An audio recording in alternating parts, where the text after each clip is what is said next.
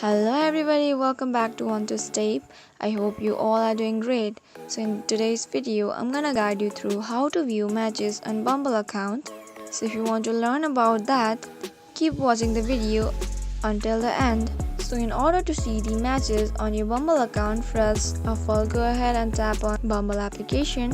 After you tap on your Bumble application, you will appear with this screen on your mobile phone.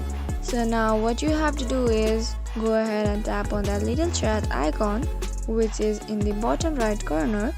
Now here inside the matched queue in the first, you can see the person who matched you. So here how we can see is if someone we like and they like you back, then only they will be in this list. So this is how we can easily view whoever matches us on Bumble. Otherwise there is no other way to do that. So this is how easily we can view matches on Bumble account. I hope this video is helpful for you. If you found the video to be helpful, please do not forget to subscribe to our channel and also press the notification bell for more updates. I'll see you again in next video. Goodbye till then.